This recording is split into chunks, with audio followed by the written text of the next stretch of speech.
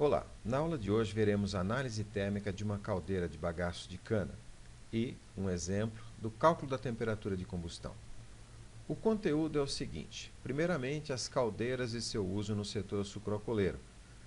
Faremos uma breve descrição das caldeiras fogo-tubulares e aquatubulares e veremos como se dá o processamento da biomassa e a geração de energia em uma usina de cana. Em seguida, faremos a análise térmica de uma caldeira aquatubular. Primeiramente, veremos como se escreve o balanço de energia para sistemas com reação química. Faremos então o equacionamento termoquímico e terminaremos com o cálculo da temperatura de combustão em função do excesso de ar. E esse método que será visto é não iterativo, contrariamente ao que preconiza a maioria dos livros de graduação nesta área. Bom, começando pelas caldeiras fogo-tubulares, que, como o nome já diz, o fogo se dá dentro dos tubos, como está mostrado aqui. Esse tipo de caldeira é mais indicada para a queima de combustíveis gasosos e líquidos, ou seja, que fluem bem através de tubos. Esses tubos normalmente estão imersos em um ambiente com água líquida, que troca calor, que recebe calor da combustão e muda de fase. Aqui um exemplo muito conhecido de uma caldeira fogo-tubular, que é a Maria-Fumaça. Aqui nós vemos a chama, os gases de combustão sendo canalizados através do tubo e trocando calor com a água líquida do lado externo dos tubos, que seria essa região em azul escuro. A água muda de fase, se transforma em vapor saturado, que é o azul claro. Esse vapor saturado segue ainda para uma outra região de troca de calor, para se tornar superaquecido, que é a região em vermelho, e o vapor superaquecido vai então acionar o pistão, que vai movimentar as rodas da caldeira. Já numa caldeira aquatubular se dá o oposto. A chama ocorre do lado externo aos tubos e a água flui dentro dos tubos. Esse tipo de caldeira é mais indicada para a queima de combustíveis sólidos, como bagaço de cana, carvão britado, cavacos de madeira e etc. Como o diagrama indica, os gases de combustão e a própria chama atravessam a tubulação e trocam calor com a água, que muda de fase de líquido para gasoso. Da mesma forma, o vapor saturado que se forma aqui em cima pode ser encaminhado para a região de troca de calor, para absorver um pouco mais de calor e se tornar superaquecido. Em seguida, ele segue para a aplicação. Esse tipo de caldeira geralmente é indicada para grandes instalações industriais, como está mostrado neste slide. Nesta região se dá a queima e a troca de calor, e eu quis destacar nesta figura o sistema de controle da qualidade dos gases que serão emitidos na chaminé.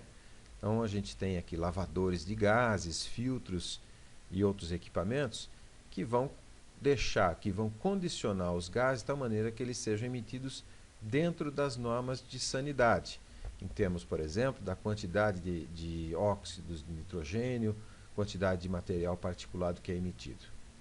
Aqui uma foto de uma caldeira, na verdade duas caldeiras, isso é na usina Bevap, no Vale do Paracatu, no norte de Minas, e nós vemos aqui o tamanho, da caldeira, o sistema de lavagem de gases e a chaminé.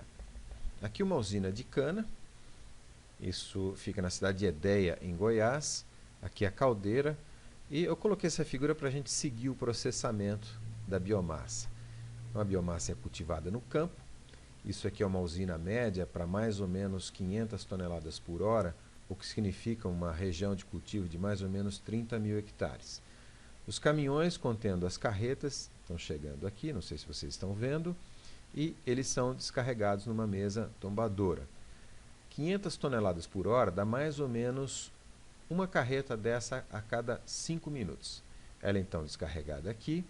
Nesta região estão os picadores e desfibradores que preparam a cana para a extração do caldo, que no caso dessa usina é feita com um difusor, que se vê aqui. Ao final do difusor, o caldo segue para a fabricação de açúcar e a produção de etanol. Voltando ao difusor, o que não é caldo é bagaço, que é encaminhado então para a queima na caldeira. Então aqui tem uma grande esteira que leva o bagaço para a caldeira. Aqui está a caldeira, o sistema de lavagem de gases, a chaminé. E o excesso de bagaço, ou seja, aquilo que não é queimado para acionamento da usina e para exportação, é armazenado em grandes montes, como a gente pode ver aqui, de tal maneira que se pode queimar esse bagaço mesmo fora da safra, fora do período da safra. Olhando esquematicamente esse processamento, como se dá, para que possamos destacar as operações, a cana é descarregada na usina e passa por um processamento, por uma série de processamentos mecânicos, com o objetivo de separar a palha, separa impurezas minerais como terra, pedras que vêm junto com a cana colhida. Em seguida, ela é enviada para uma fase de extração já picada e desfibrada, ou seja, com um índice de células abertas adequado à tecnologia de extração que é empregada nessa etapa, que pode ser, por exemplo, um difusor ou uma série de moendas em tandem. Na etapa de extração, separa-se o bagaço do caldo. O caldo pode ser encaminhado para a fabricação de açúcar, e na fabricação de açúcar se produz melaço, que pode ser fermentado. Esse melaço pode ser misturado com o caldo, que segue para a fermentação, depois destilação, obtém-se aqui então o etanol, e um subproduto da destilação é a vinhaça. Voltando ao bagaço, o bagaço sai da fase de extração, normalmente sem a sacarose, que está no suco, está no caldo, porém com grandes teores de umidade, em torno de 80% no caso de um difusor. Para que seja enviado para a queima, esse bagaço deve então ser desaguado, sua umidade deve ser reduzida em torno de 50%. Na caldeira pode-se então queimar a palha, o bagaço desumidificado juntamente com o ar. O objetivo é produzir vapor a alta pressão. Esse vapor a alta pressão movimenta um ciclo de potência que produz energia elétrica, que vai suprir as demandas internas da usina, e o excedente pode ser exportado para a rede. Aqui vemos uma representação esquemática de uma dessas caldeiras. O bagaço é alimentado pela base, é misturado com o ar e é feita a queima. Esta queima libera calor que é absorvida pela água do ciclo termodinâmico. Então, seguindo o caminho da água, começando aqui em 1, ela é bombeada.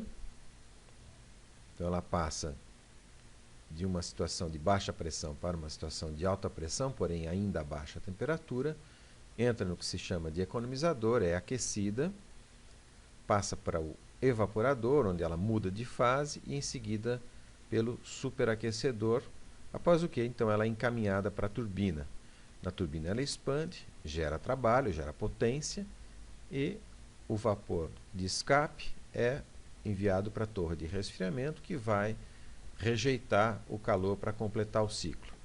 Normalmente se modela esse tipo de ciclo como um ciclo de Rankine, ou seja, as operações estão indicadas aqui. Um bombeamento isentrópico, aqui se dá absorção de calor no economizador a pressão constante, a evaporação no evaporador também a pressão constante, e o superaquecimento no superaquecedor também a pressão constante.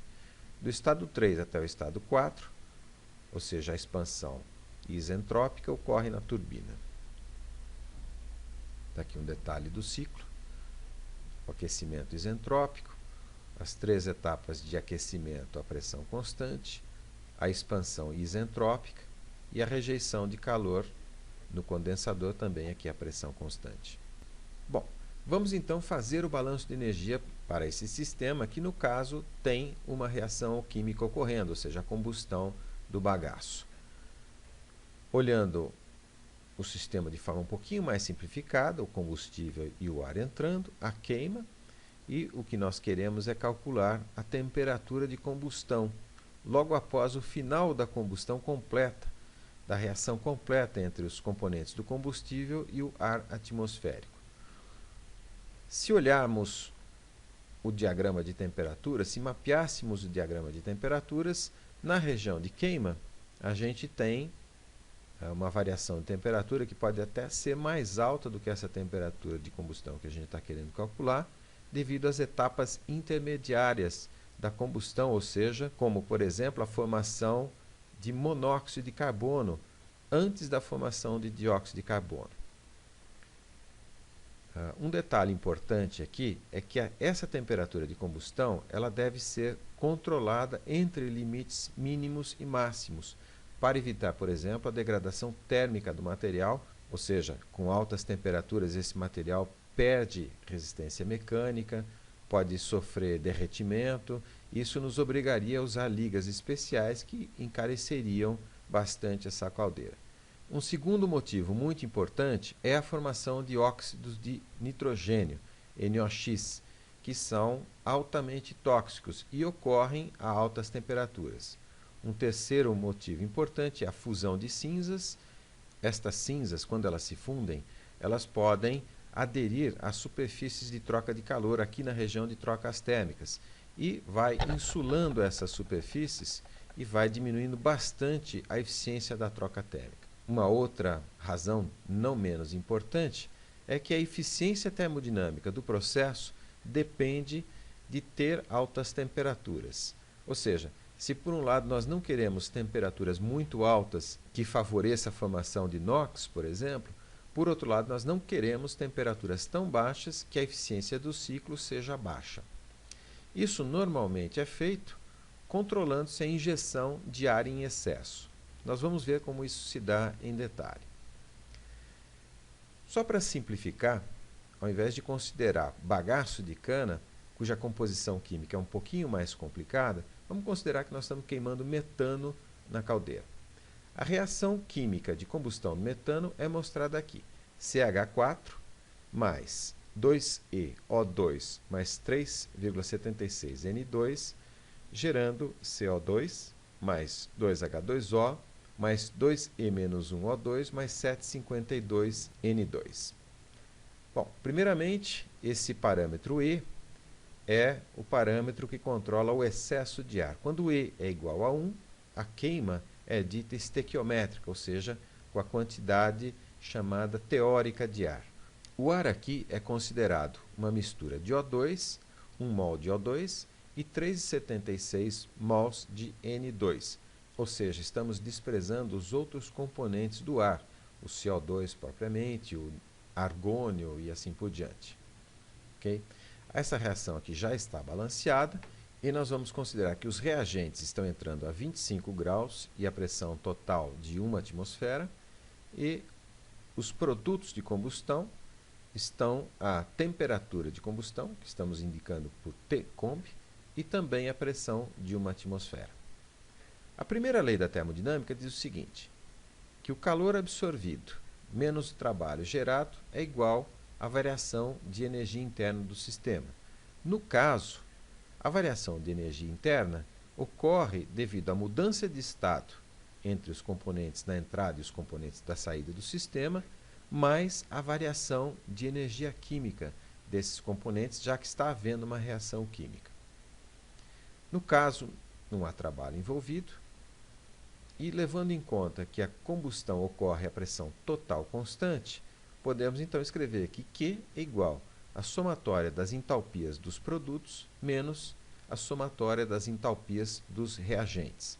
E lembrando que as entalpias incluem uma parcela devido à formação química do composto e devido a seu estado termodinâmico.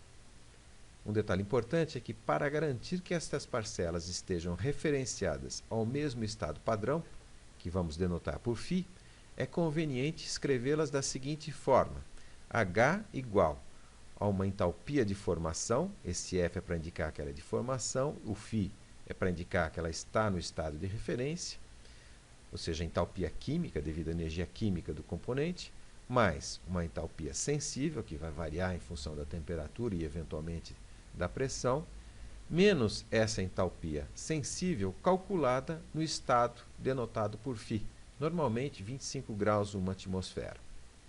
Nós vamos ver em detalhe estas três parcelas da entalpia do componente.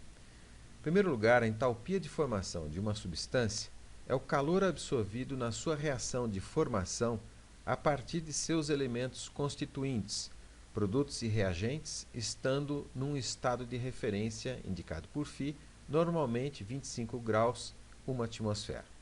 Bom, vamos ver, por exemplo, o que seria a entalpia de formação do CO2. CO2 é formado reagindo-se carbono, que a 25 graus uma atmosfera está na fase sólida, com 1 kmol de O2, que a 25 graus uma atmosfera está na fase gasosa. Esses dois componentes reagem no reator. Esta reação é exotérmica e libera, no caso de 1 kmol de C mais 1 kmol de O2, libera 393,520 kJ, gerando então 1 kmol de CO2, também a 25 graus uma atmosfera. Ou seja, como essa reação é exotérmica, é necessário remover essa quantidade de calor para que os produtos de combustão, no caso CO2, saiam exatamente a 25 graus uma atmosfera. Então, escrevendo a equação de balanço de energia, menos 393,520 kJ, menos W, que é zero nesse caso, é igual à entalpia do CO2, ou seja, a entalpia dos produtos, menos a entalpia dos reagentes, o carbono sólido e o O2 gasoso, que normalmente são referenciados em zero no estado φ. Portanto, se diz que a entalpia de formação do CO2 é exatamente de menos 393,520 kJ por kmol, ou seja, mostrando que na formação do CO2 deve-se liberar calor. E uma observação importante: a entalpia de formação de todos os elementos constituintes em sua forma estável a 25 graus de uma atmosfera, como por exemplo o carbono sólido, o O2 gasoso, o N2 gasoso e etc., é fixada, é normalizada como sendo zero. E uma outra observação com relação à pressão parcial dos gases, que vai nos levar a analisar a dependência da entalpia em função da pressão. Quando se diz que os componentes da reação estão a 1 atmosfera, tanto os reagentes quanto os produtos, essa 1 atmosfera, na verdade, é uma somatória das pressões parciais. Cada pressão parcial, pK, no caso aqui, é igual à fração molar do componente K vezes a pressão total. E a fração molar do componente K, xk, é igual ao número de mols do componente K dividido pelo número total de mols, ou seja, NK dividido por 1 mais 9,5E, no caso desta reação que estamos analisando. Então, por exemplo, olhando o CO2, eu tenho 1 mol de CO2. Então, aqui no NK vai 1. No denominador, eu tenho 1 mais 9,5E. E, se for estequiométrico, é 1. 1 mais 9,5 dá aproximadamente 10, 10,5 na verdade. Então, eu tenho aqui que a fração molar do CO2 é aproximadamente 0,1. Ou seja, eu tenho 0,1 atm como sendo a pressão do CO2. Então, a pressão parcial do CO2 é mais ou menos 1 para 10, ou seja, 0,1 atmosferas. Ocorre que o CO2, nessas condições, ele tem um comportamento especial. Olhando aqui, por exemplo, no gráfico de pressão-entalpia, no diagrama de estado pressão-entalpia para o CO2, nós vemos o seguinte, que para as temperaturas de combustão e pressões parciais menores do que 1 bar, o CO2 se comporta como um gás perfeito, ou seja, as linhas de temperatura constante estão paralelas às linhas de pressão constante, mostrando que a entalpia não depende da pressão nesse caso, depende unicamente da temperatura que corre na horizontal aqui, 200 graus, 250, 300 graus. A mesma coisa ocorre, por exemplo, para a água. Então, considerando pressões parciais abaixo de 1 atmosfera, 0,1, 0,01 atmosferas, e temperaturas bastante acima da temperatura de ebulição da água, ou seja, 100 graus, a gente vê que a água se comporta como um gás perfeito, e a mesma coisa para o O2, o CO2 e assim por diante. Portanto, o cálculo da entalpia sensível pode ser feito de forma simplificada, e eu vou mostrar como se faz isso no caso do CO2, usando um software para geração de propriedades termodinâmicas e o Excel para ajustar uma equação para a entalpia em função da temperatura. O programa que nós vamos usar para a geração das propriedades termodinâmicas em função da temperatura é o RefProp do NIST, que é uma espécie de Imetro nos Estados Unidos. Esse tipo de programa é bastante interessante, tem versões até para smartphone. e vale a pena dar uma olhada. A primeira providência é, então, selecionar a substância que vai ser analisada. Então, vamos aqui selecionar o dióxido de carbono. Em seguida, eu vou conferir as unidades, porque eu estou trabalhando em base molar e não em base mássica, então preciso mudar essa opção, default. Eu posso também mudar a pressão, a temperatura. No caso aqui, vamos deixar do jeito que está. E eu vou dar uma olhada também nas propriedades que estão sendo calculadas. A temperatura, a pressão, vou deixar a densidade, a entalpia, eu vou apagar aqui a entropia. Pois bem, é possível fazer uma série de coisas com esse tipo de programa, inclusive plotar os diagramas de equilíbrio. Por exemplo, TS, dentro de intervalos pré-definidos, ele vem e plota para a gente aqui com bastante simplicidade. O que nós vamos fazer no caso aqui é calcular tabelas de propriedades constantes. Então eu vou manter constante a pressão e variar a temperatura. Vamos lá. Eu vou calcular primeiramente a 1 bar entre, digamos, 100 graus e 700 graus, com incrementos de 20 graus. Ok, está lá gerada a tabela e eu posso simplesmente copiar, Ctrl C, vou para o Excel, Ctrl V. Vamos repetir isso para outros níveis de pressão. Isoproperty Tables. Vou fazer isso para 0,1 bar entre 100 e 700 com incremento de 20. Mesma coisa, Ctrl C. Volto para o Excel, Ctrl V. E o último nível de pressão, que vai ser de 0,01 bar. Novamente, tabela gerada, Ctrl C, Excel, Ctrl V. Agora vamos ficar no Excel e fazer o gráfico aqui das entalpias em função da temperatura. Eu vou selecionar aqui as colunas de entalpia e vamos plotar isso. Inserir dispersão, melhor, fazer um gráfico de linhas. Então, dá para ver que as entalpias estão, na verdade, variando muito pouco com o nível da pressão, embora a pressão tenha variado de 1 para 0,01 bar, portanto 100 vezes menos, é possível perceber que a entalpia varia muito pouco com relação à pressão.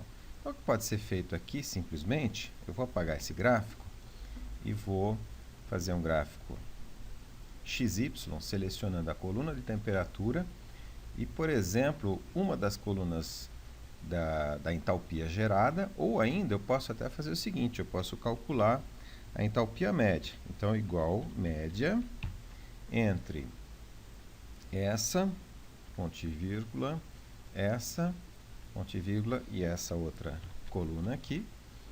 Eu arrasto essa célula até lá embaixo e tenho aqui a entalpia média entre 1 e 0,01 bar. O que eu vou fazer agora é plotar uma curva da temperatura e da entalpia média. Então, vou inserir uma dispersão XY, tá lá os pontos, e para ajustar aqui uma curva, que pode ser uma reta, eu seleciono a linha, venho em Layout, linha de tendência, eu tenho várias opções. No caso, é muito interessante a gente ajustar uma reta, uma função linear, porque vai facilitar muito o cálculo da temperatura. Sem isso, seria necessário, por exemplo, algum método numérico para resolver uma equação não linear nas temperaturas. Então, vamos escolher a curva linear, vamos pedir para exibir a equação no gráfico e também o erro quadrático. Então, está lá essa equação que aparece aqui, y igual a 48,638x mais 19,630, é a reta que representa a entalpia em função da temperatura com um erro de praticamente zero. Então, o resultado é simples. Aqui está a reta que ajusta a entalpia do CO2 em função da temperatura. A mesma coisa pode ser feita para a água, para o oxigênio e para o nitrogênio. Sumarizando esses resultados, nós temos uma tabela aqui que vai ser útil para o cálculo. a entalpia de formação, a entalpia sensível e a entalpia sensível a 25 graus, para a gente referenciar tudo à mesma referência dada por φ. Então, o CH4, a entalpia de formação é menos 74,850 kJ por kgmol, o O2 e o N2, 0, por definição, o CO2, menos 393,520 e o H2O, menos 241,820 kJ por kgmol.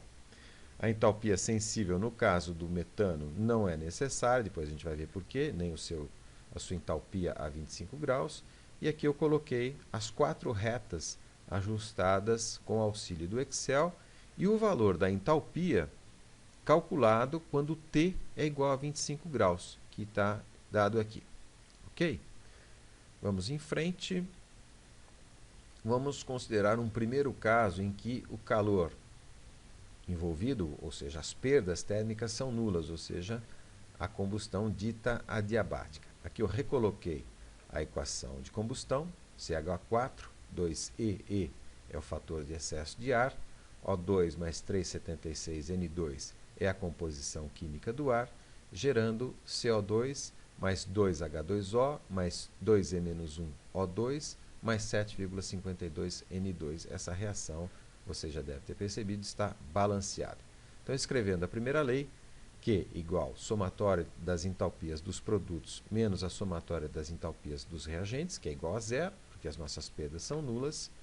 O próximo passo, então, é escrever as entalpias de produtos e reagentes. Primeiramente, a entalpia dos reagentes, a entalpia do metano, menos 74,850 mais zero, esse zero é porque ele está a 25 graus, uma atmosfera, mais 2E 0 mais 0, o O2, mais 2E vezes 2,76 vezes 0 mais 0, que é a entalpia do N2, tudo isso a 25 graus, uma atmosfera. Isso aqui é igual, fiz uma pequena modificação em relação à equação aqui de cima, é igual à somatória das entalpias dos produtos. A primeira parcela, então, é do CO2, 1 mol vezes menos 393,520 mais 0,0466 vezes T mais 19,630. Isso aqui é a entalpia sensível, ou seja, a entalpia que varia com a temperatura, menos 20,796, que é a entalpia do CO2 a 25 graus. Esse 20,796 é simplesmente esta fórmula aqui, na qual a gente substituiu 25 graus. De tal maneira que isso dá zero quando T é 25 graus. A segunda parcela dos produtos, no caso a água, 2 vezes menos 241,820, mais 0,0373 vezes T, a temperatura de combustão, mais 44,333 menos 45,266. Então, essa parcela é a entalpia da água. Em seguida, a mesma coisa para o O2, lembrando que nós temos 2 vezes E-1 mols de O2 nos produtos de combustão. Então, 0 mais 0,0326 vezes T, mais 7,374, menos 8,191, a parcela da entalpia referente ao O2, e a mesma coisa para o N2, 7,56E, que multiplica 0 mais 0,0306 vezes T, mais 7,630, menos 8,395, isso aqui então é a parcela do N2. Nesta equação, a gente percebe a temperatura, que é a temperatura de combustão, que é o que a gente quer calcular. Então, isolando essa temperatura dessa expressão, a gente chega numa fórmula que está aqui, em função do excesso de ar, ou seja, T igual 3.474,484 mais 49,919 vezes E, o excesso de ar, né?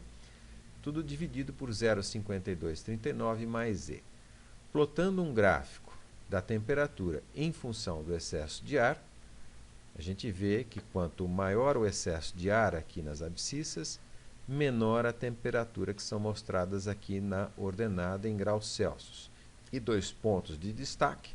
Primeiramente, se eu quiser uma temperatura de 600 graus, digamos que por imposição de projeto eu queira ter 600 graus, nesse caso eu vou ter que ter um excesso de ar de 5,74, ou seja, eu tenho 5,74 vezes mais ar do que a quantidade de ar teórica ou a quantidade de ar estequiométrica.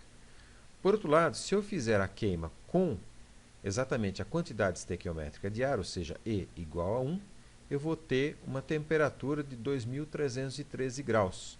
E esta é a chamada temperatura adiabática de chama. Por quê? Porque a combustão foi feita de forma adiabática, sem perdas de calor, e com quantidades estequiométricas de ar. Bom, é isso. Espero que vocês tenham aproveitado. E lembrem-se que estas aulas eu estou colocando no meu canal no YouTube, cujo endereço é isso aqui, www.youtube.com/user/pceleguin. Lá tem vários vídeos de várias aulas e palestras que eu espero que sejam úteis para você. Até a próxima.